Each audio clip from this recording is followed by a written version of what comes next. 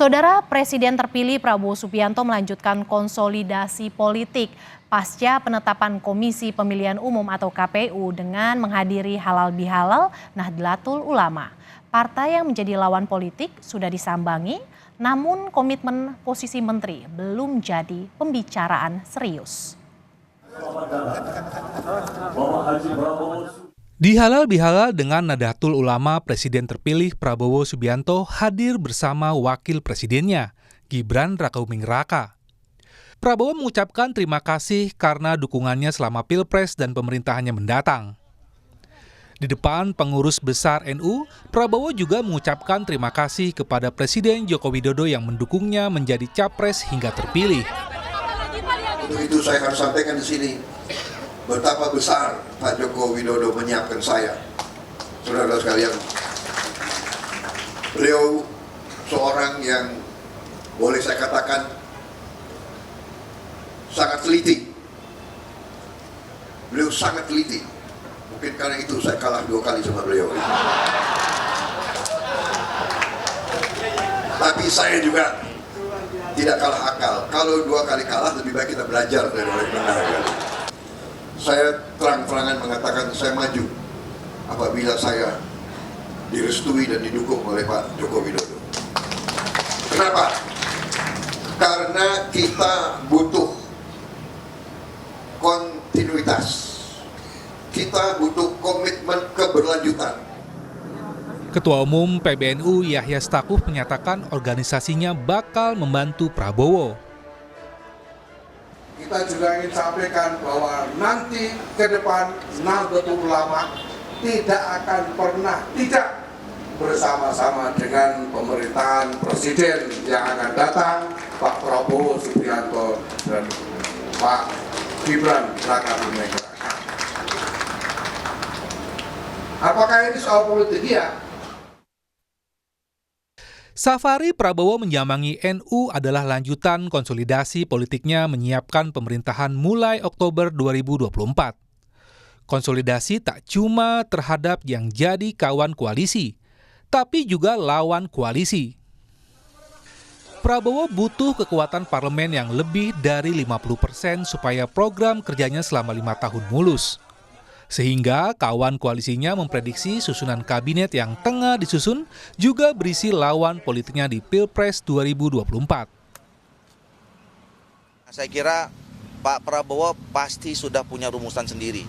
Yang itu rumusan itu sudah muncul pembicaraan antara ketua umum partai politik, terutama yang di Koalisi Indonesia Maju.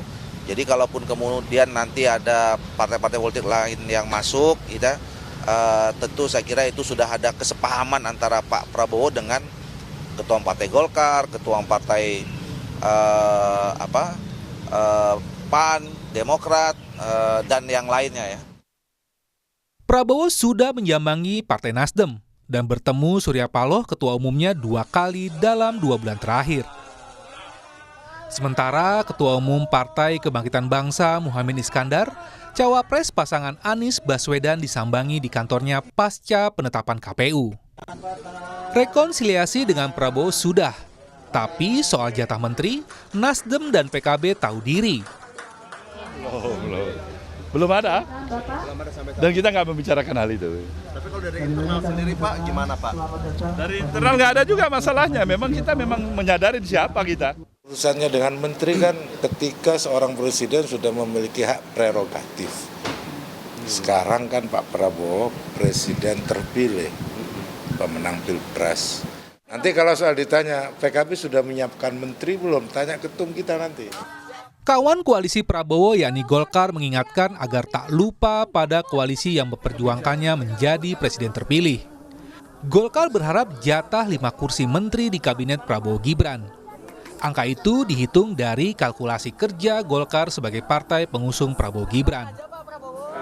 Pak Prabowo, kontribusi Golkar ke Pak Prabowo, karena kita 15 dari 58%, maka kita kontribusi 25% Pak Bu. Jadi kalau 25%, kalau bagi-bagi ya banyak-banyak sedikit boleh lah. Kalau yang kita sebut 5 itu minimalis. Tapi kalau dihitung proporsinya 25%, room masih banyak. Sementara Demokrat menginginkan Prabowo supaya koalisi yang terbentuk solid tak hanya sekedar besar. Semangatnya adalah bagus kalau memang semakin kuat koalisi itu, tetapi terus dipertimbangkan faktor-faktor lainnya, bahwa sekali lagi bukan hanya besar-besaran koalisi tetapi juga solid, kompak, setia, dalam arti juga tidak di tengah jalan kemudian masing-masing begitu. Analis menilai peringatan AHY sebagai penolakan halus terhadap Nasdem dan PKB. Saat masih menjalin koalisi perubahan mengusung Anies, AHY digadang-gadang menjadi cawapres. Namun batal saat Nasdem menggandeng PKB dan memasang Anies dengan Muhaimin. Bahwa konstruksi koalisi tidak hanya mengandalkan pada jumlah atau size, tetapi juga pada soliditas.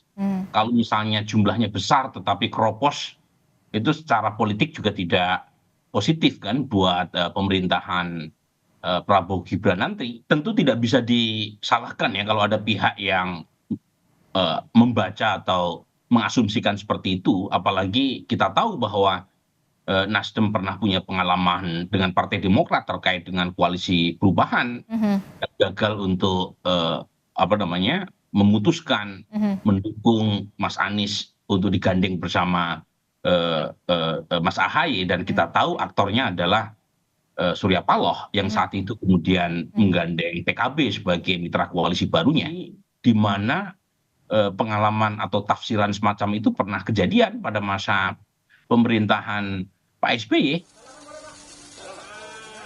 Jika Nasdem dan PKB dimasukkan dalam kabinet, koalisi Prabowo Gibran akan menguasai lebih dari 70% kursi di DPR.